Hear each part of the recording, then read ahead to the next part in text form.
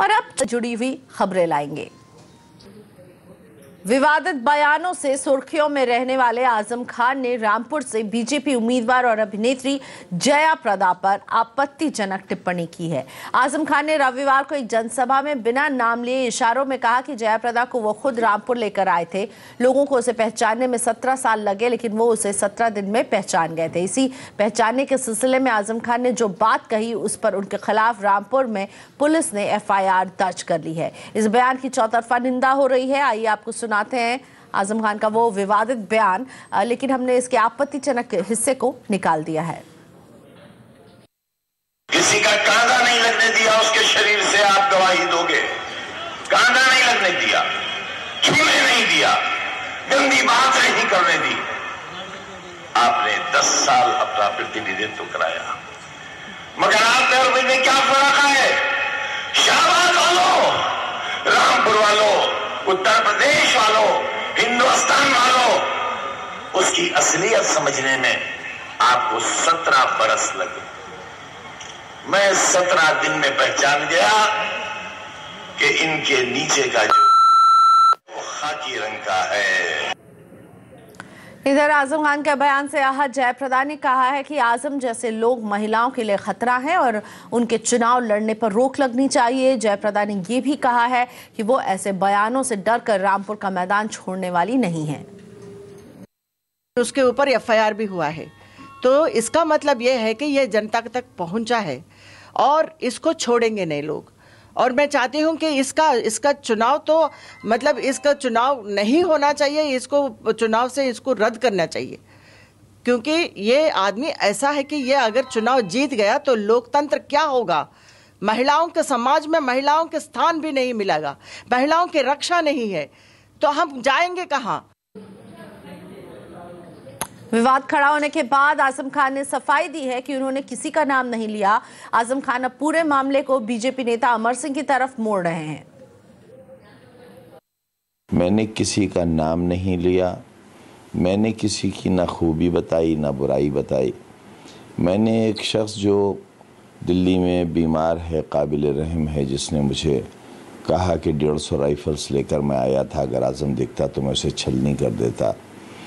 मैंने उसके ताल्लुक़ से ये कहा कि लोगों को पहचानने में बहुत देर लगी। मेरे नेताओं से भी गलती हुई और अब ये मालूम हुआ कि RSS का नेकर था उसके जिस्म पर।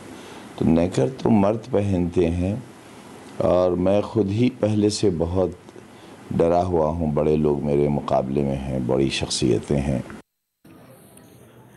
इधर अमर सिंह ने आजम खान को राक्षस करार दिया और प्रधानमंत्री नरेंद्र मोदी से मांग की है कि वो आजम का इलाज करें। प्रधानमंत्री नरेंद्र मोदी आतंकवादी है। इतने पुरुषत्व वाला प्रधानमंत्री, इतनी ताकत वाला प्रधानमंत्री जो घुसकर दुश्मन के दांत खट्टे कर देता है। पता नहीं उसके राज में आजम खान ऐसा राक्षस एनिमी प्रॉपर्टीज पर कब्जा कर प्रधानमंत्री मोदी को चोर बताने के लिए सुप्रीम कोर्ट का हवाला देना राहुल गांधी को महंगा पड़ सकता है। बीजेपी नेता मीनाक्षी लेखी की याचिका पर सुप्रीम कोर्ट ने राहुल गांधी को अवमानना का नोटिस जारी कर दिया है। कोर्ट ने राहुल गांधी से 22 अप्रैल तक जवाब देने को कहा है। दरअसल 10 अप्रैल को सुप्रीम कोर्ट ने राफेल पर दोबारा सुनवाई की सहमति दी थी। इसके बाद राहुल ने कहा था कि कोर्ट ने भी माना चौकीदार चोर है। इस पर बीजेपी नेता मीनाक्षी लेखी ने राहुल गांधी के खिलाफ कोर्ट की अवमानना की याचिका दायर की है। सुप्रीम कोर्ट के नाम पर जो राहुल गांधी ने इस्तेमाल किया है वो सुप्रीम कोर्ट ने कभी कहा ही नहीं। ये क्लैरिफाई कर दिया और बोला कि जो भी स्टेटमेंट सुप्रीम कोर्ट के नाम पर दिए गए हैं वो सुप्रीम कोर्ट ने नहीं कहे हैं और इसके बाद सोमवार तक राहुल गांधी एक्सप्लेन करें कि उन्होंने ये बयान सुप्रीम कोर्ट के नाम पर क्यों दिए हैं। नेताओं के भड़काऊ बयान पर सुप्रीम कोर्ट की फटकार के बाद चुनाव आयोग एक्शन में आ गया है। चुनाव आयोग ने यूपी के मुख्यमंत्री योगी आदित्यनाथ और पूर्व मुख्यमंत्री मायावती के चुनाव प्रचार में हिस्सा लेने पर रोक लगा दी है। योगी पर 72 घंटे यानी 3 दिन तक और मायावती पर 48 घंटे यानी 2 दिन के लिए रोक लगी है। दरअसल एक चुनावी रैली में योगी आदित्यनाथ ने सेना को मोदी की सेना कहा था, तो वहीं मायावती ने मुस्लिम समुदाय से वोट करने की अपील की थी। आज ही सुप्रीम कोर्ट ने चुनाव आयोग से पूछा था कि वो भड़काऊ बयान देने के लिए मायावती और योगी आदित्यनाथ के खिलाफ क्या एक्शन ले रहे हैं। कोर्ट ने चुनाव आयोग से कल इस पर जवाब मांगा है। नेताओं ने भड़काऊ बयानों के खिलाफ एक याचिका की सुनवाई करते हुए कोर्ट ने कहा कि वो ऐसे मामलों में चुनाव आयोग की ताकत की समीक्षा भी करेंगे। कोर्ट में चुनाव आयोग ने कड़े कानून न होने की दुहाई दी थी। इस पर कोर्ट ने गंभीर नाखुशी जाहिर की और चुनाव आयोग को दंतहीन भी कहा।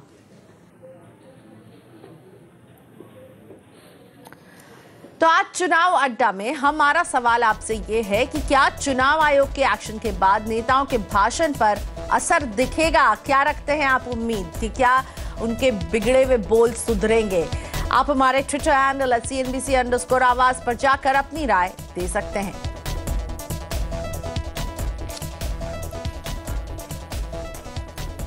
प्रधानमंत्री नरेंद्र मोदी की बायोपिक एक बार फिर सुर्खियों में है। चुनाव आयोग ने इस फिल्म पर रोक लगा दी है, लेकिन आज सुप्रीम कोर्ट ने चुनाव आयोग को आदेश दिया है कि आयोग पहले पूरी फिल्म देखे और 19 अप्रैल तक बंद लिफाफे में अपना फैसला कोर्ट को सौंपे।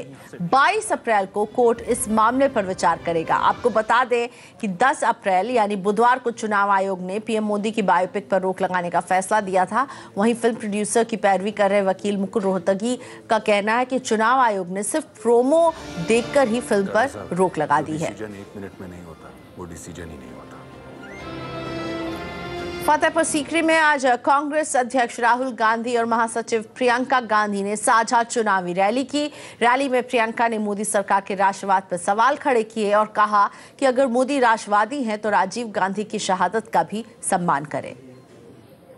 मैं पूछती हूं, आप राष्ट्रवादी हैं तो शहीदों का आदर करिए।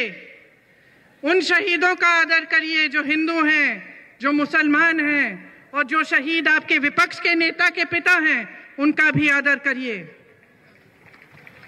अगर आप राष्ट्रवादी हैं तो उन स्वतंत्रता सेनानियों का अपमान करना बंद करें जिन्होंने इस देश की नींव डाली। रैली में राहुल गांधी ने कहा कि प्रधानमंत्री मोदी लोगों का पैसा कुछ उद्योगपतियों को दे रहे हैं। भाइयों और बहनों, नरेंद्र मोदी ने आपका पैसा चोरी करके लाखों करोड़ रुपए चोरी करके इन चोरों को दिया है। नीरव मोदी 35,000 करोड़ रुपए, विजय माल्या 10,000 करोड़ रुपए, ललित मोदी, मेहुल चोकसी, अनिल अंबानी, लाखों करोड़ रुपए आपका पैसा छीनकर इनको दिया गया है।